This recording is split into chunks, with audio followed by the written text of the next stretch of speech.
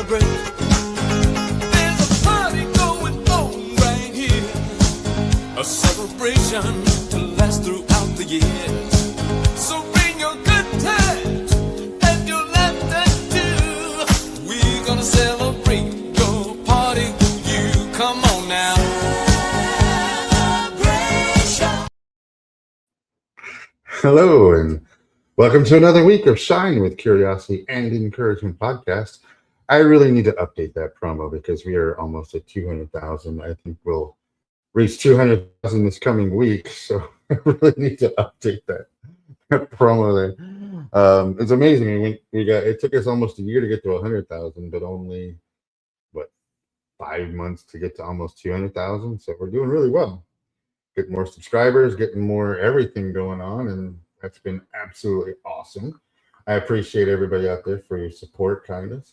Be sure to like, share, comment, and subscribe on our YouTube and Facebook pages. As always, we are sponsored by Soul Sunshine.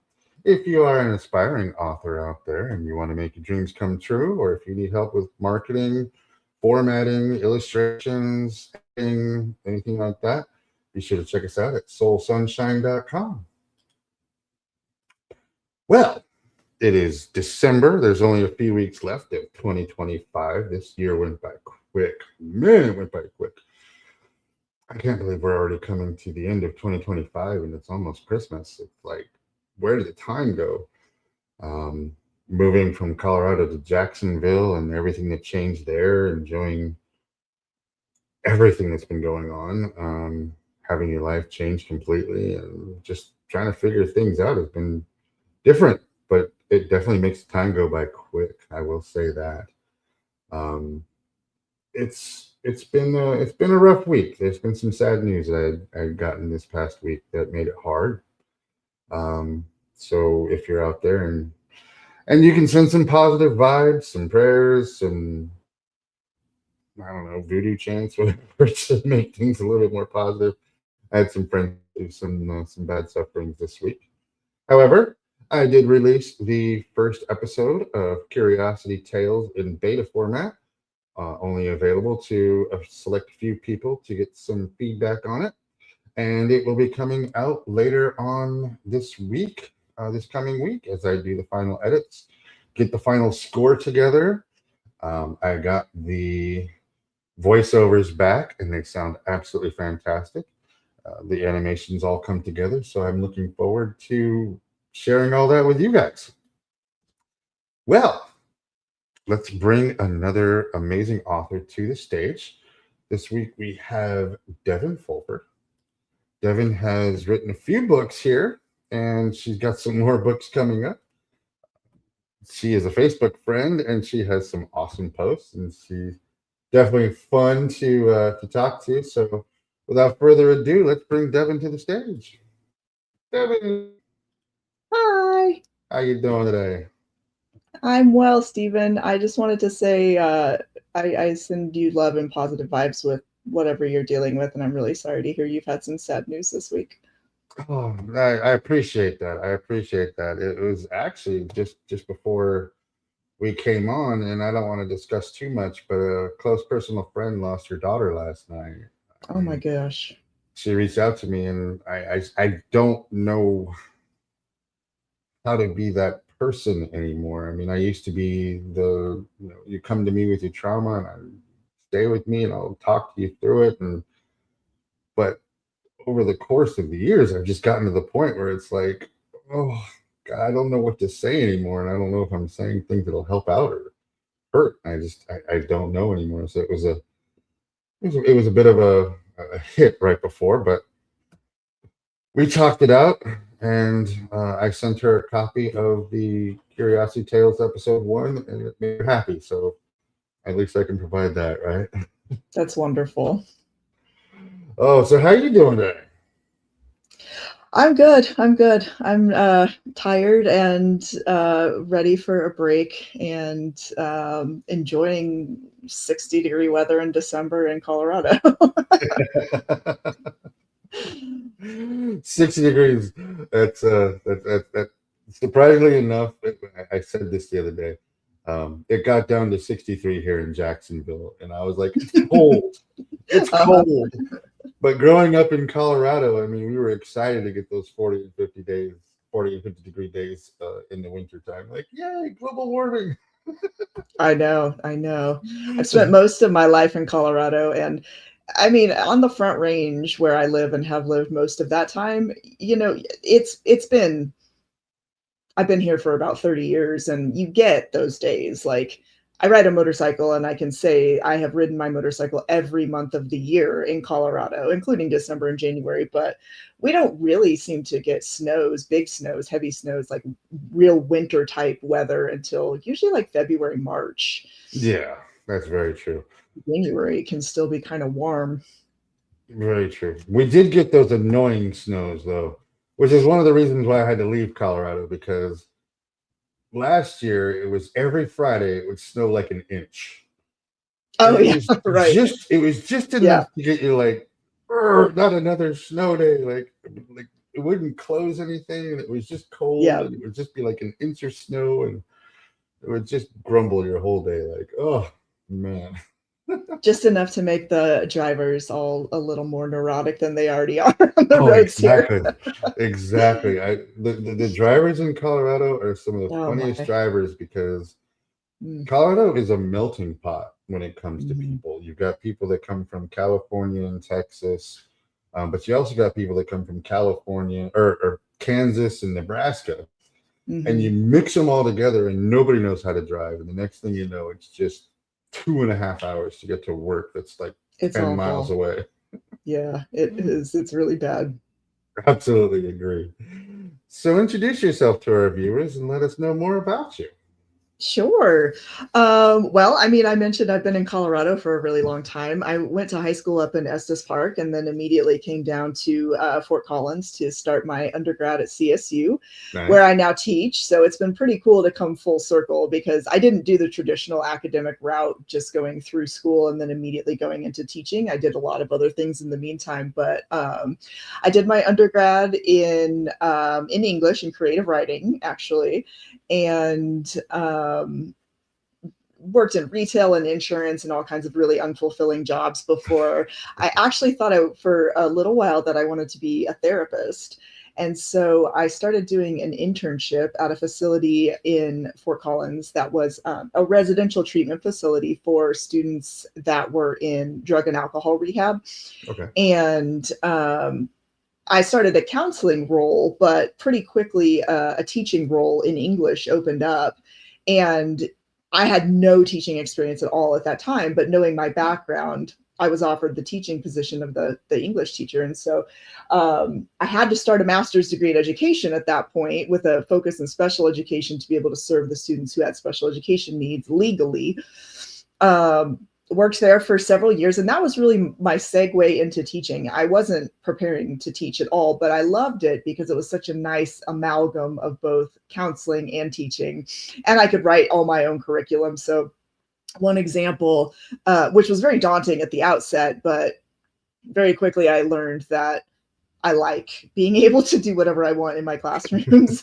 I taught poetry for an entire semester, Wow. one year, for example, just in like the general education or English education course, just because I could. And the students were really into it because half of them thought they were going to be famous rappers when they grew up, and they really already were into writing rhymes, and poetry Nice. came very naturally for so many of them. Um, did not think that would eventually result in my teaching at the collegiate level, but I'm now an assistant teaching professor at Colorado State in the English department. So yeah, the full circle nature of coming back and actually being able to teach where I did my first degree, it has been pretty cool. When I first started back in 2018, I think there were probably still 8 to 10 faculty in the department who actually were my professors as an undergrad. Wow. And so I think that's a pretty good testament to the community of the English department at CSU, and how much people can really enjoy being there. I mean, not everyone, obviously. I don't want to speak for everyone, but I love teaching there. I love my colleagues, and I really love what I do. Um, I have 2 master's degrees, one in education, as I mentioned. I have a second one in creative writing. I've also completed a doctorate in education. And I'm a poet. So I both teach writing and I do my own writing as well. Right now, I have 4 publications, 3 chapbooks, and a full length collection of poetry.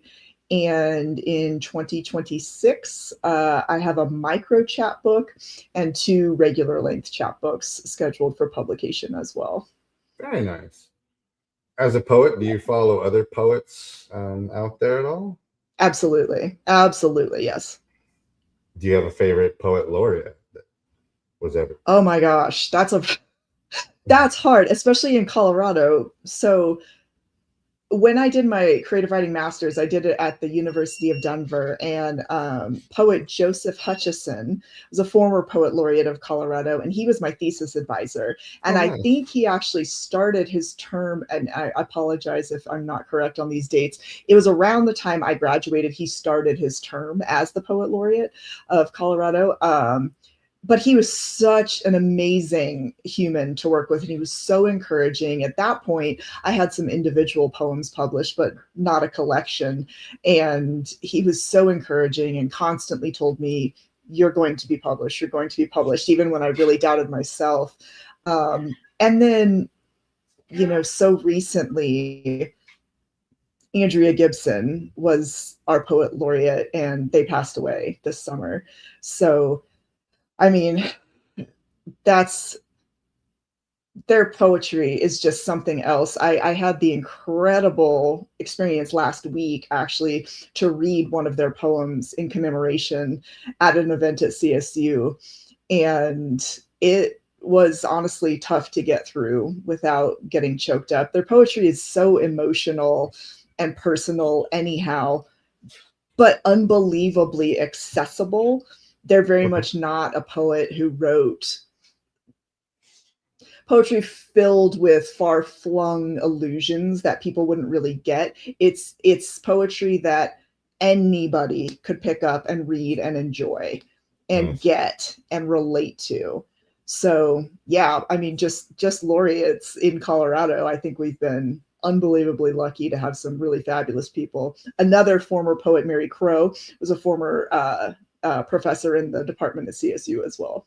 Wow. Reading that what did you call it? Dedication poem? Oh, commemoration. Yeah. Commemoration poem.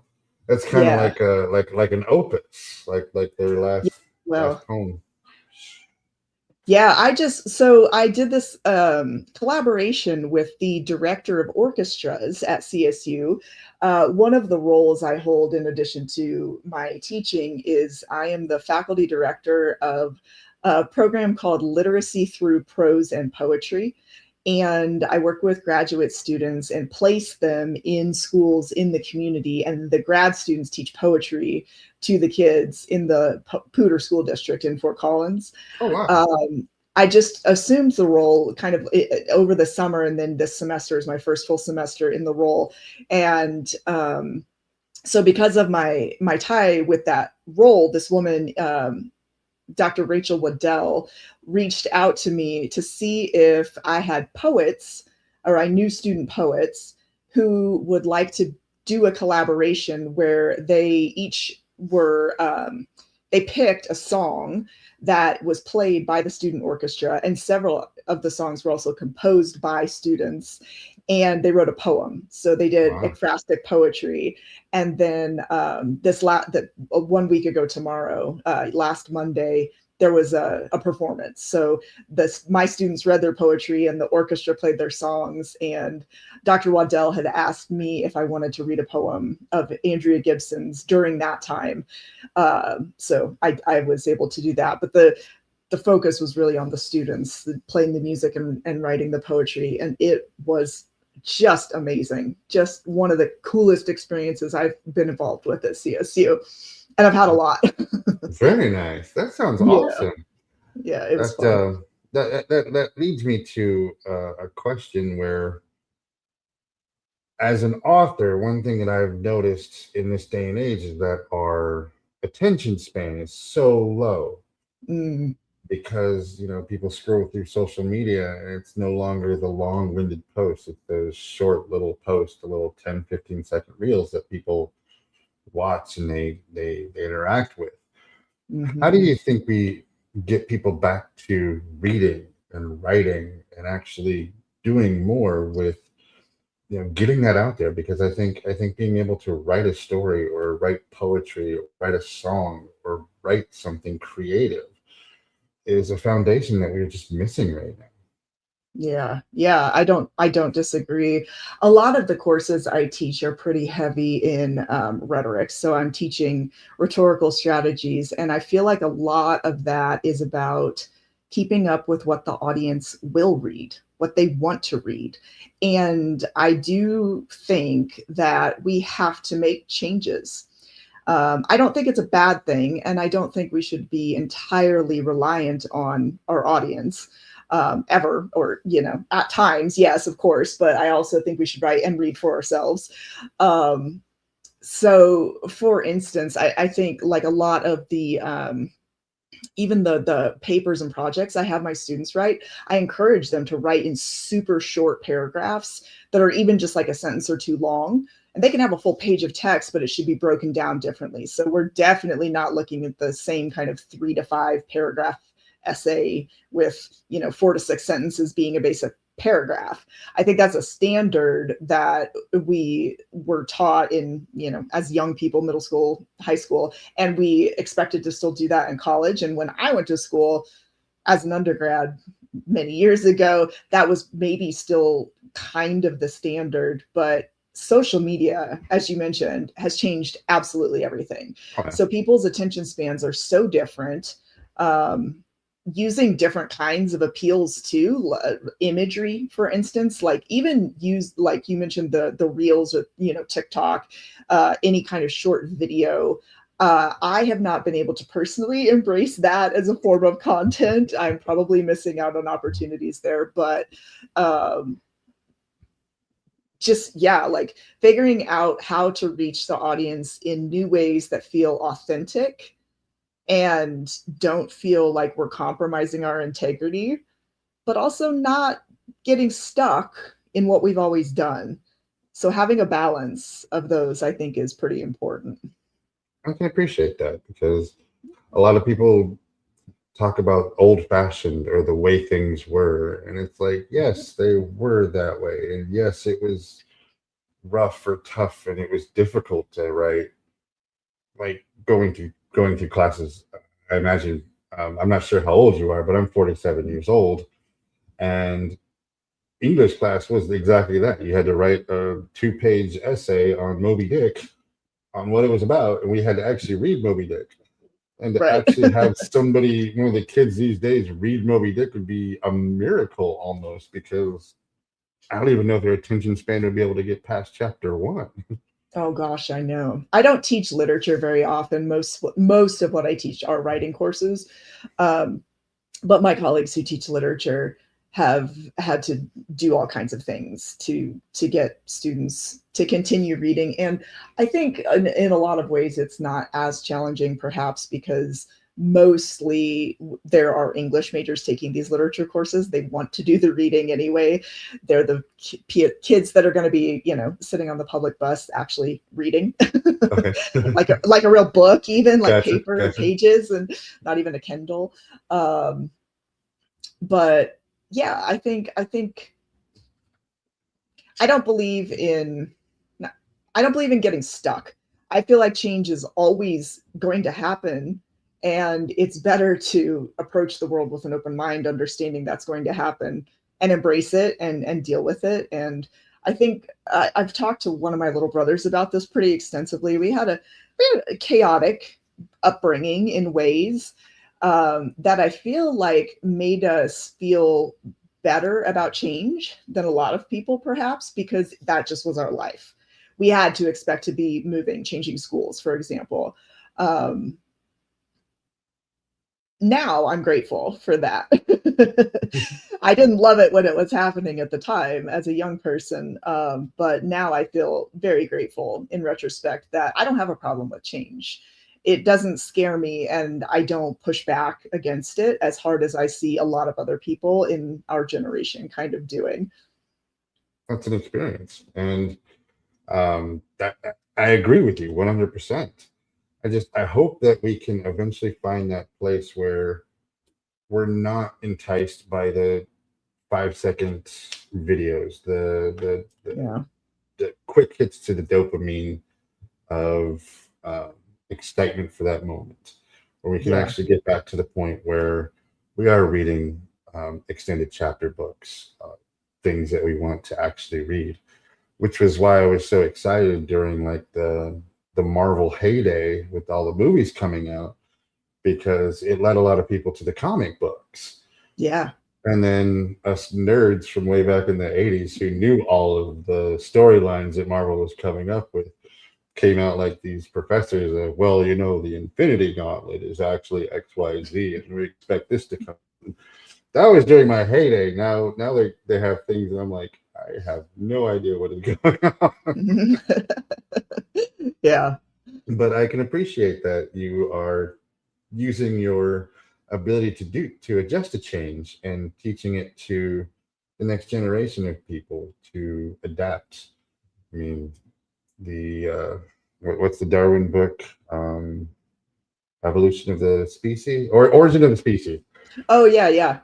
taught us that it wasn't. It was the ones who had the most ability to adapt were the ones that were best at Yes. propagating species. And a lot of people take the quote and say only the strong survive, and it's like no, that's not what he said at all. It was the ones who could adapt. Right. Yes. And that is what we really need to do. Is we really need to adapt and stop having people say I want it when it was 30 years ago, because it's never going to be that way again.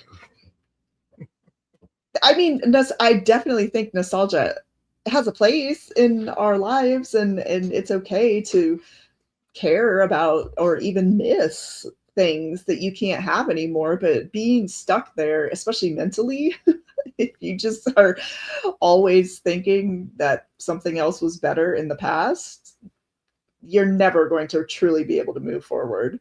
Oh, and our brains won't let us think bad about it. I mean, I love 80s one hit wonders, but Yes. during the 80s, they weren't exactly like the best songs. Looking back, I mean, on some of them were. Agreed. I love 80s pop rock too. That's one of my favorite genres. I agree 100%. 80s and 90s, well, 70s, 80s, and 90s rock is like the best genre, and I continually listen to them today. So, what made you want to be an author? I have always, literally my entire life since I can remember having thoughts about anything, wanted to be a published author. It wasn't something that came on later in life. It was the only thing I ever wanted to do. Truly wanted to do.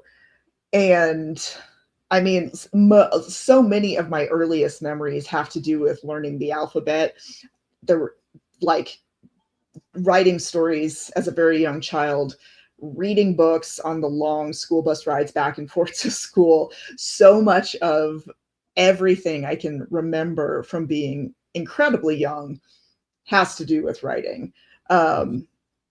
So when I went to CSU, like I said, and did my undergrad in creative writing, and pretty much regardless of your track, because there are different ones, obviously, literature, creative writing, TEFL, TESOL, all these different tracks within the English umbrella, everyone says, well, what do you want to do with that? Be a teacher? That's just the default setting.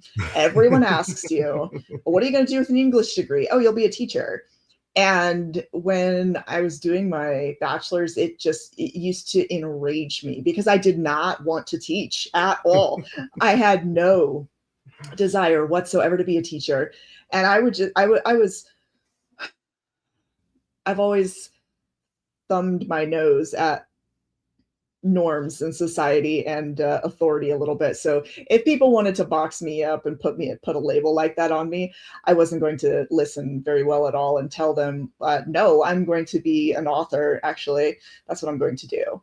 And that dream and ambition was put on hold for time and to do other things. And as I mentioned before, I fell into teaching, not seeking it at all, ended up absolutely loving it. And so that is professionally what I do now.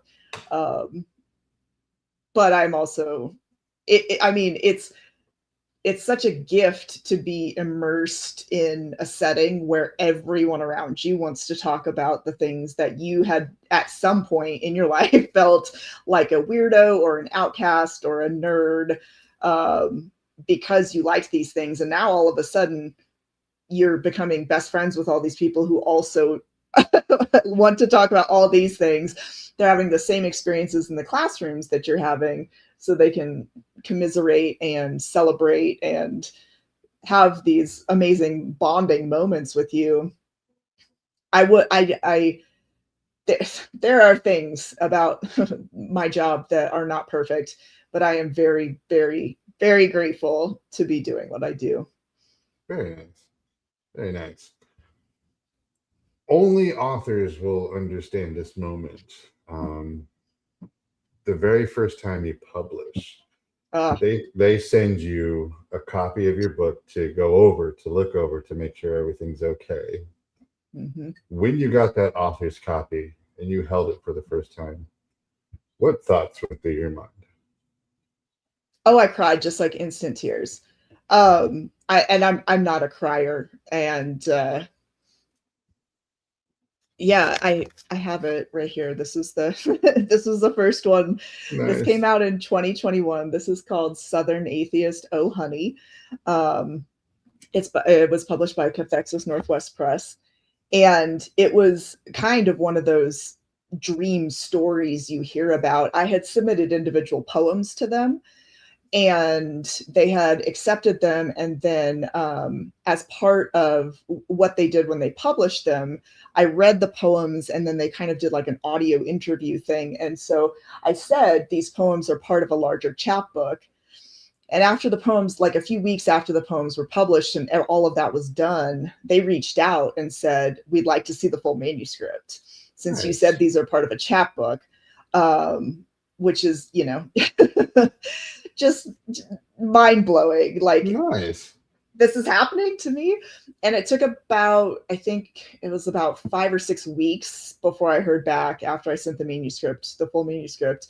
But I remember everything about where I was and what I was doing and how I felt, and like what the weather was and everything, when I got the email back that they wanted to publish the manuscript. And yeah, from there, getting that the first copy, it just, like, the whole thing is, I mean, it was my dream. It was my one dream I've had in life. And I mentioned having a lot of chaos. I think I've never been a person who set a lot of goals for myself.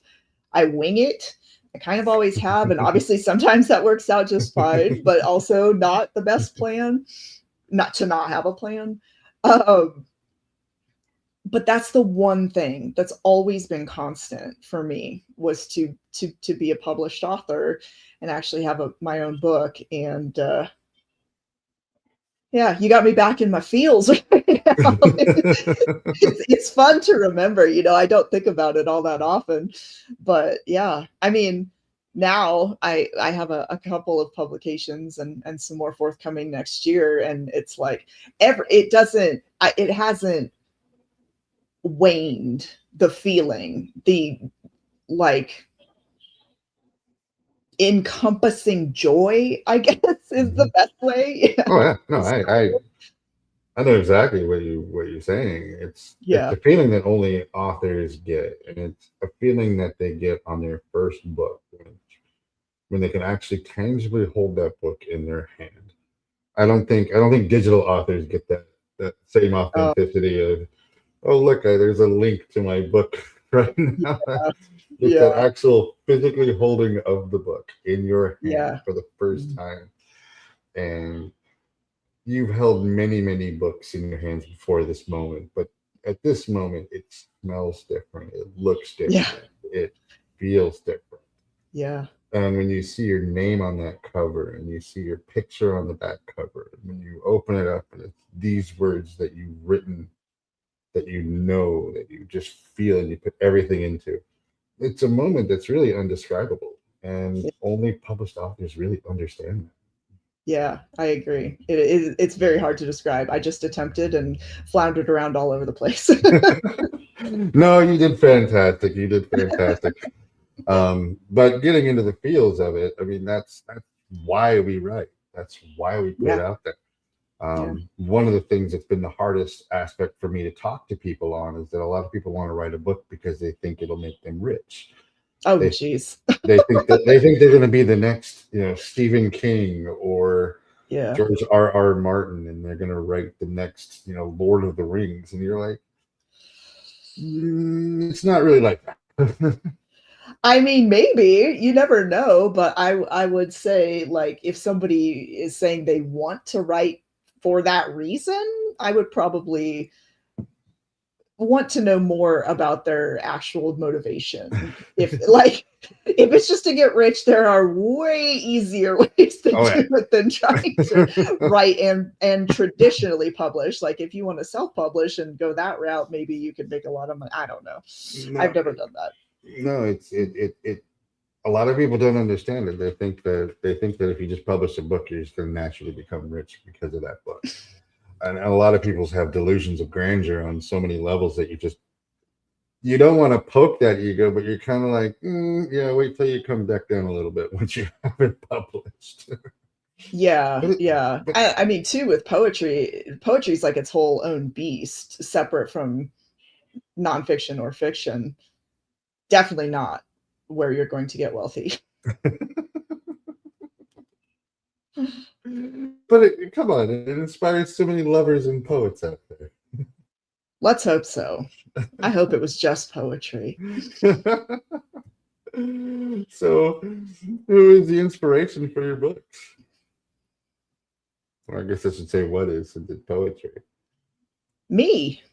There you go. I mean, largely it really is. So my first book, The Southern Atheist, is a memoir in 29 poems of the first 29 years of my life. So it's one poem per year. Oh, wow. And my full length collection, Gulp, and the more recent, which actually just celebrated its 1 year anniversary, or birthday, I should say. I don't know, more like a birthday. Yeah, 1 year birthday was yesterday, so that's very Nice. fun. Oh, this is Gulp. I suppose I should show you my books too. This Very is Gulp. nice. And then Onus, which came out in August of this year. Onus is a little bit of an extension of Gulp, but both of them are really centered on coming of age and identity and issues that contemporary women face being female in America and growing up. I grew up in the South before we moved to Colorado. So that shaped my identity in certain ways. Gotcha. I was really into the punk scene as a teenager and in my 20s. And so that shaped my identity in certain ways. And all of that comes out in these stories. And I say stories because it is poetry, but I write prose poetry. And a lot of what I have published in the past few years has been very autobiographical. I'm working on stuff right now that's not as me-centered. But I think everything in writing, we all pull from our own experiences in some ways, right? Like even Absolutely. fiction comes from things that we know, things that we learn, things that we've experienced or felt. So I would say, yeah, right now, I mean, I dedicated one of these books to little Devon because Nice. that's, I stuff that she needed to know as a little person that she didn't know, that she knows now as a bigger person. I love that thought, that a memoir of poetry, Mhm. because when it comes to memoirs, a lot of people, will quote unquote exaggerate a Oh lot yeah. of things that come from their life. It's not Yeah. autobiographical where everything is absolutely facts. Here's the facts. I was born May 10th at 7:03 p.m. and then go Right. forward from there. Right. Right. So with memoirs, you can actually add to that. And I love the idea of it being poetry because if you are a fan of poetry and you are a fan of biographies, you're going to get a lot from it and getting to know you. And you're going to be able to take that reader onto an emotional journey. Wow. That is a brilliant idea. Very cool. Oh, Very cool. thanks. Thank you. Do you use your books in your classroom? Oh, this is a funny one. I don't right now, and it's been an interesting challenge for me to overcome imposter syndrome Oh, and feel as though I belong in this new world. I have a lot of confidence in what I do, but at the same time, I don't know. It's art and it's personal and it's pretty raw. I write about some pretty challenging topics. I like to say that I like to tackle topics that would make us squirm when we talk about them, and I do. I talk about some pretty hard stuff at times in my writing and in my classes. In fact, I taught a poetry class a couple years ago, and the students didn't learn until the very end of the semester that I had a published poetry book. I just had the one at the time. And they were so mad that I didn't tell them sooner. And one of them even said, "You didn't think that maybe we would take you more seriously if we knew you had a published book?" They were joking. They were amazing. It was one of my favorite classes, and they were very, very involved in the class. Like they definitely took it seriously. So it was not serious, but yeah, I've started talking about my books in the classroom a little bit more this year. But that's yeah, it's a I've also been able to do some really great readings this year in Fort Collins, where CSU is located, and uh, putting that out in front of the students has helped open the door a little bit because I've had students come to all of my readings, and so nice. now they know a little bit more about that side of me. Very nice. I I know exactly what you mean by imposter syndrome, and it is a very difficult thing to overcome. What did it for me was that if I can just affect one person, Yeah. if one person buys my book, then I am considered a published author and professional author because somebody actually paid for my book. Hmm. And that has gone a long way for me. I may not sell 1 million copies, I may not sell 1,000 copies, but if I can sell one copy, Hmm. it is puts me into that world. It puts me into that life. It puts me into that title. And with that, I can actually feel like, okay, you are a published author. And I really want to read your books now because a poetical memoir is just it's such a brilliant idea. I really want to do that. Putting yourself out there with your poetry, with your writing, what kind of feedback have you got? I mean, I'm trying to actually think if there has been anything negative, and I really don't think there has been. If people have negative feedback, they've kept it to themselves, I suppose, at this point.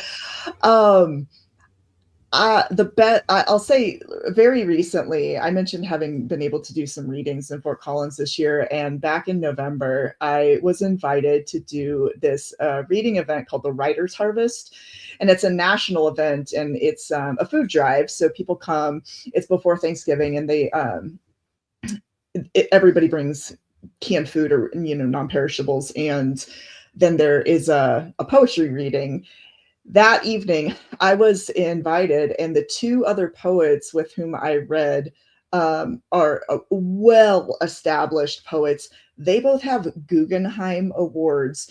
They Wow. have so many full length books. They're just like people I admire and respect so much. They asked me to read in the middle, so I had to go between the two of them. And I just decided I'm gonna own this. And like go leading up to it, I kept saying that I was like, I'm reading with these Guggenheim, I kept saying like the Guggenheim winners, like this was such a thing. Um, and I felt amazing when I read. And the audience, it was a decent sized audience, but it was largely comprised of a lot of both undergrad and graduate students. And so many of them came up to me after the reading asking if they could take a creative writing class with me in the Oh, future, asking where they could buy my other books. Our campus bookstore had Gulp on sale, but they wanted to buy all my books.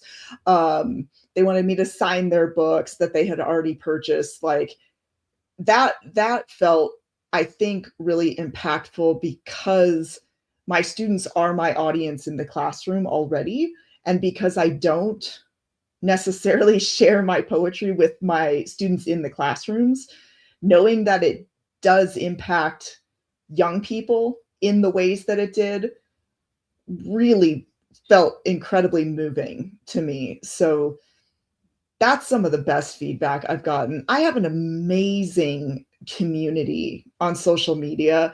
nice. I have wonderful friends. I mean, friends from as early as elementary school, all the way to friends I met, over the weekend, and friends from so many former jobs. My social media community is pretty robust, and when I have books come out, people really are incredibly supportive, buy the books, and let me know that they love them in various means, that they were moved, that they cried, that they read the book twice, that they had to share it with their sister who they thought would really relate to this one particular line in one particular poem. I've gotten incredible feedback. And I'm so fortunate because I don't usually solicit it. Because once in a while I do, but yeah, overwhelmingly positive and really supportive feedback. Very nice. That should help you get over the imposter syndrome right there. Well, yes. You're affecting people's lives. People are reading your books and they're actually Yeah. being touched by your stories. I mean, when it comes to imposter syndrome, most people who have it are very emotional. And it's not overly confident. It's more along the lines of this kind of came easy to me, and it doesn't seem like it should have been that easy. If we read these stories about how hard it was to overcome these things and to do all this and to go into that, to have it just all of a sudden come to you and land in your plate and you got through it. But it was because it was meant to be. And now you're showing that your work is being touched by so many people. Don't let imposter syndrome overstop you. I won't. I will actually. I don't do New Year's resolutions, but I do. I set solstice intentions, Okay. and I leave something in the year that we just had, and intentionally leave it behind, and then take something forward with intention into the new year. So that's coming up in a week from today. And actually, my intention last year that I left in 2024 was imposter syndrome. So all of 2025 has me been functioning on the other side of that for the first time. So Good for that you. feels pretty cool. So winter solstice, then I take it. Do you also do one for summer solstice, or you just do Nope. the winter? Just the winter, just the once a year. Yeah, one of my best friends has a solstice gathering every year, with a lot of food and a lot of rituals, and part of it is both leaving and setting intentions, and that's my favorite thing to do. I've been thinking about what I'm going to do this year for weeks, and I'm still not entirely sure. Sometimes I don't even know until I get there, and it's like, okay, that's the thing. Very nice. You ruined one of the questions coming up. I know. I'm sorry. It's all good. It's all good. So, You got when me it, thinking earlier. that's good though. That's good. The point of this is to like just let free flow go on. So I'll figure out a way to bring that back. Where do you want to take your story? Do you want to stay like in the poetry and the prose? Do you want to go to like a novelization? Do you want to just take anywhere? I love what I'm doing. I do love writing poetry, writing the type of poetry that I write. But like I said, I'm already kind of moving in a new direction where the things that I've started writing are less autobiographical.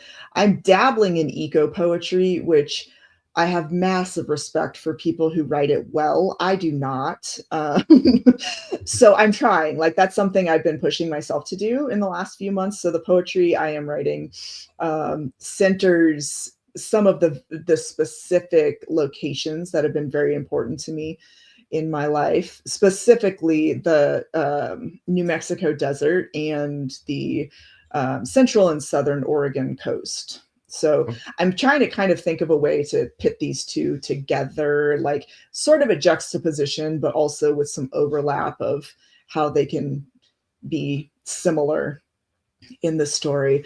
I also have decided very recently that I want to pitch an article about my autoimmune disorder. I have a really rare autoimmune disorder, and my journey with it over the last few years has been very challenging and weird, and hopefully interesting enough to a broad enough audience that somebody will want to publish this article that I've started comprising mostly in my head. I have a little bit of an outline. I've been playing with titles, which I usually do last, but in the pitches that I want to make, you have to have a possible title for the piece. So I've been playing with that, and yeah, so that might be on the horizon. We'll see how that goes. Well, to keep me updated on that, I'd love to read that.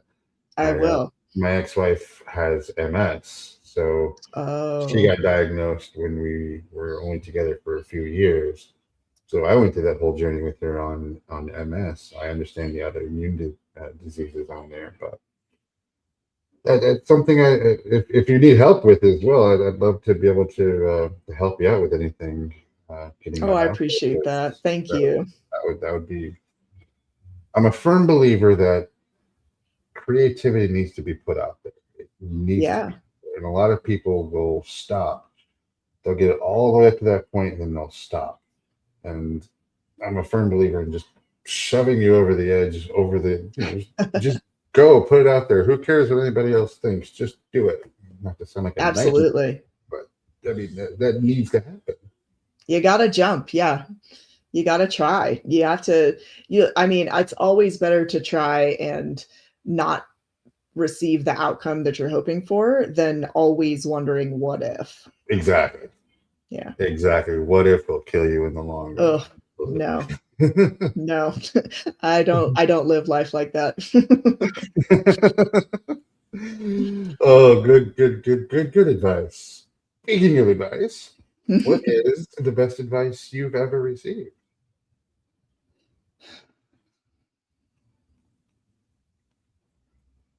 That's so hard. I've received so much good advice, I think, in my life. I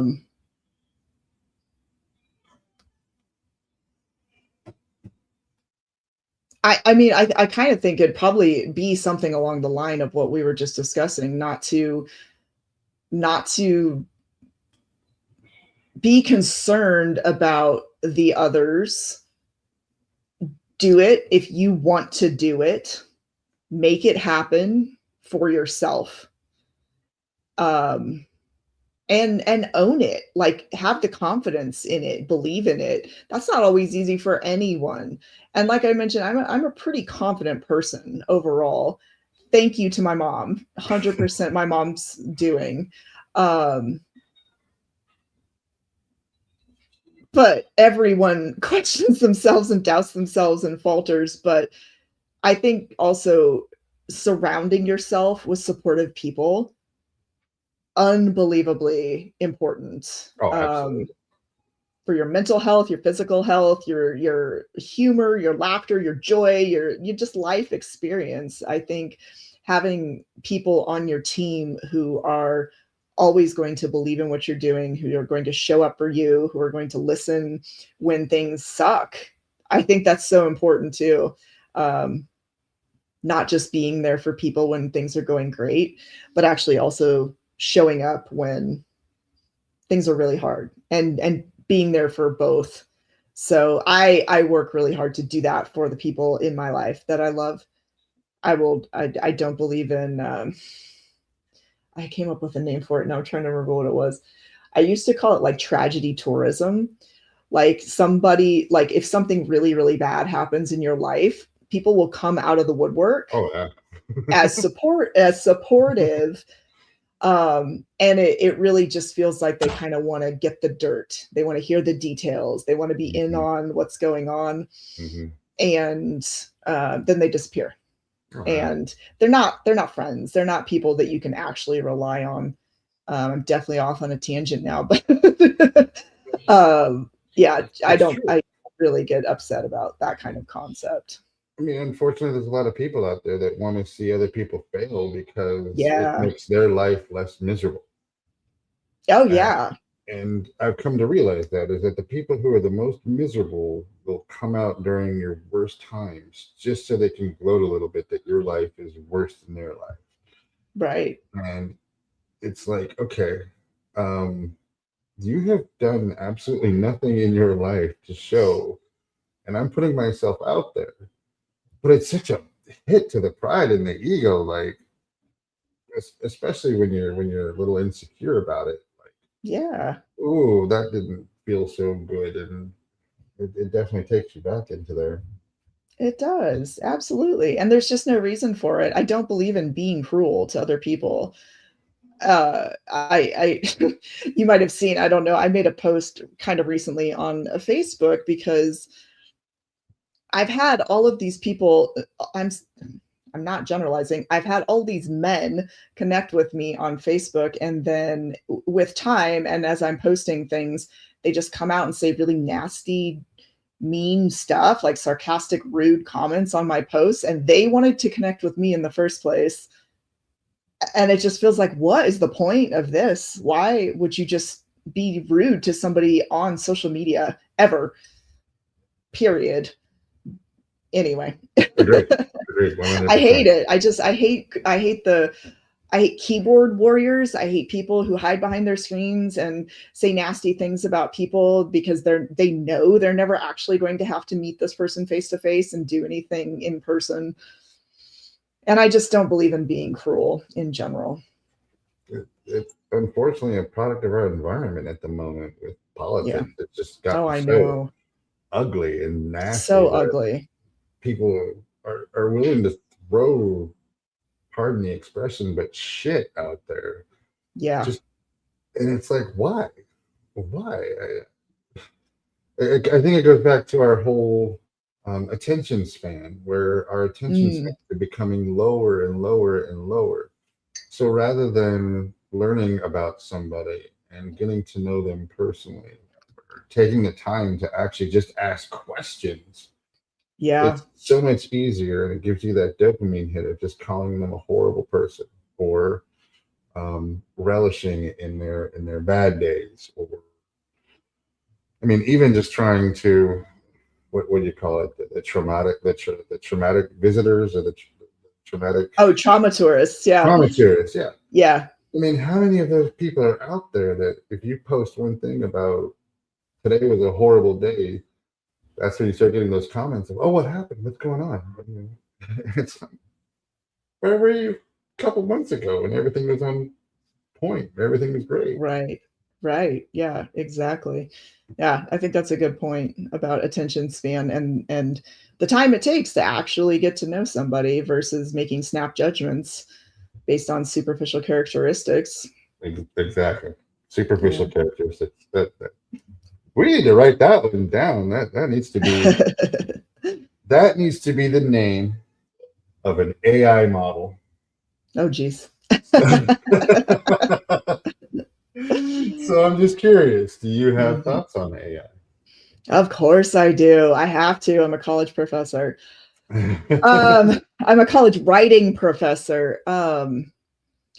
Generally speaking, I am not an advocate, but I am also not someone who is going to say this is the worst thing that has ever happened to the world. My broad stance is that this is not going anywhere anytime soon. And if we use it as a tool and hone it in ways that can enhance certain aspects of our lives, I think that's a possibility. I've been teaching this particular course. It's a upper division writing course for students who are in the arts and humanities. And it's not usually entirely majors in the arts and humanities, but it's even if they're not majoring in something in that area, they still have a love for poetry or music or painting or, you know, whatever it might be. And we have amazing conversations in this class about AI. The students, and most of these students are like early 20s-ish, because it's an upper division course. They are vehemently against the use of AI. For writing, for art creation, for music, for theater. They taught me, my class this semester taught me about this AI actress that a bunch of major studios were having a bidding war about this actress that wasn't even real. And they had just used a composite. I didn't know anything about this. They told me all of these things and taught me about it. So, yeah, it's such a hot topic at the university level, obviously, but there's just constantly workshops and professional development and this session and the, you know, grant money if you want to start talking about it in this course and all kinds of different stuff. And honestly, I'm a little bit sick of the topic at this point, given my job, and I kind of would rather it just not exist, but I know that's not realistic. And I tend to be fairly realistic despite being an artist. For me personally, I use it as a tool. And Yeah. when I say use it as a tool, I went to school for computer animation, and this was 25 years ago. Mm-hmm. And the whole industry has changed. Well, I wrote a children's book, and I illustrated it myself, and I wanted to turn it into an animation. Like, that was my dream, is to turn it into an animation. And everybody I went to, the cost to do animation on one book was in excess of between $5,000 and $30,000 for like 5 minutes worth of animation. Oh my gosh! And I'm like, I cannot afford that. So when it comes to AI, I put my characters into the AI, put my creativity into it, describe them to a T, and I've gone back and forth with how they're supposed to look, what the qualities of them are. And I created this animation from them. And the same feeling that I got when I held my book for the first time is the same feeling I got when I saw, you can see curiosity and encouragement back there. Those are my characters. When I saw them animated for the first time, I had the exact same feeling. I cried when I saw them actually come to life. And over the course of the last 6 months, I've actually turned it into an animated series where I've done everything for it. But I've had people come out and help me with the original song for the opening. They're also helping me out with the score. And then voiceovers, I've gotten professional voiceovers for it and put it all together, and it sounds amazing. And it was all done animation-wise with AI, but it was my input and my feelings and me going over it and being meticulous with it. And I feel like AI is very good for that. Unfortunately, AI has been taken over by the same guys who comment on your post, the horrible stuff. They're taking AI into that direction, and it's like, oh, can we have better people putting programming into it, please? Yeah. Ugh. Yes, unfortunately, that is the number one aspect of AI, is people using it for the wrong reasons. Oh yeah. People using it for reasons that I never would have even had fathomed if you just told me about it a couple years ago. We're just waiting for that whole cybernet thing, right? Yeah, right. Yeah. We all saw Terminator. Yep. So We're coming to the end of the show here, and this has been a fantastic conversation. I am so glad that you brought up resolutions, and you don't do resolutions, you do solstice, and Mhm. that is absolutely really cool. And I hope you make a post about your solstice and what you're leaving behind and what you're going forward with. I do make resolutions, and this past January, for this year, I made resolutions to have more gratitude.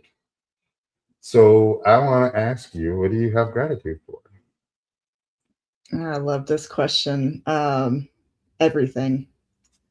I have a daily gratitude practice because it's a guiding principle in my life always.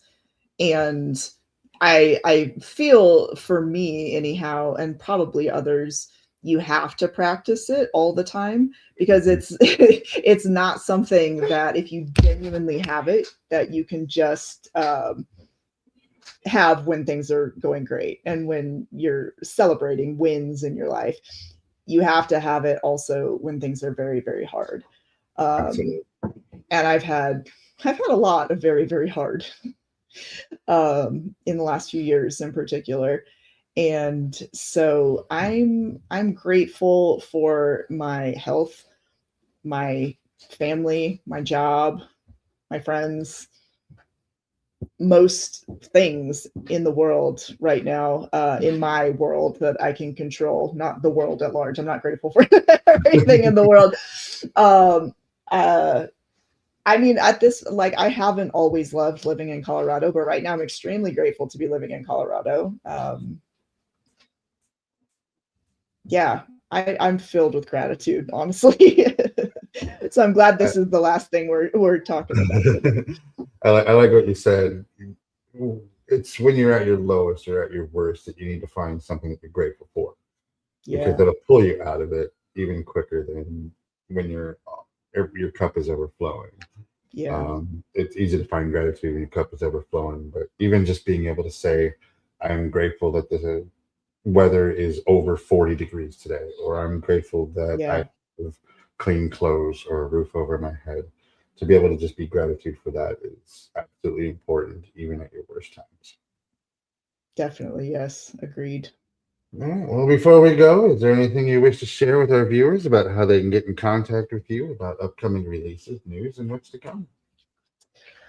I need to update my website, but my website, definwords.com, is the best place to see all of my publications all together in one place. You can order them from all of the various outlets where they are available. You can also connect with me on Facebook and Instagram. My social media is a fine place for anyone who wants to learn more about my books and what's coming out in the next year. If you're going to be at AWP in Baltimore in March, I'll be there. You connect with me, come say hi. I will actually be working at a booth for roadside press for at least part of the conference and doing a couple readings and then just going to as many workshops as I possibly can. So Right. it'll be a great time. But yeah, I'm very available on the internet, so there's a lot of avenues to I, connect with me if I you'd concur with like. you. That's how I found you. That's how we Yep. connected, and that's how we got to you being on the show. So I definitely agree with that. If you want to reach out to Devon, her website is listed on YouTube on this page as well as the Facebook pages. Devon, I want to thank you for coming on to Shine with Curiosity and Encouragement. You have been a fantastic guest. Is there anything you wish to say before we leave? Thank you so much. This has been a wonderful hour to just chat, and I really appreciate the opportunity. So thank you. You're most certainly very welcome. I always love hearing authors and their stories about how they came to be, where they're going. I appreciate people who are willing to put themselves out there Oh, and yeah. and have their creativity and have their dreams shared with everybody. And to be able to do that, that's why I love this platform, and that's why I love bringing on authors. Well, you're doing a heck of a job. Keep it up. No, I appreciate that. Thank you very much. You're welcome. Hang out in the green room while I close up the show and we'll talk for a few moments. Sounds good. That was fun. I love meeting new authors, and the idea of having a poetry well, I said it 4 times, and now that I'm ending the show, I can't even think of it. Memoir, a poetry memoir is absolutely cool, man. That is a cool thing to do, and I'm gonna have to check out her books. Well, I want to thank you all for sharing your Sunday evening with me here on Shine with Curiosity and Encouragement. We are live every Sunday at 6 p.m. Eastern, 5 p.m. Central, 4 p.m. Mountain, 3 p.m. Pacific. Be sure to check us out next week. I hope everybody's having a wonderful and safe holiday season, and we will see you guys next week with another episode of Shine with Curiosity and Encouragement podcast. Have a wonderful week. Ever dreamed of seeing your name on the cover of a book? As a book publisher, we understand the challenges of self-publishing. If you're lost in the process, wondering about illustrators, book coaches, or formatting issues, worry not. At Soul Sunshine, we're here to guide you. Let's turn your dream into reality. Contact us to get started.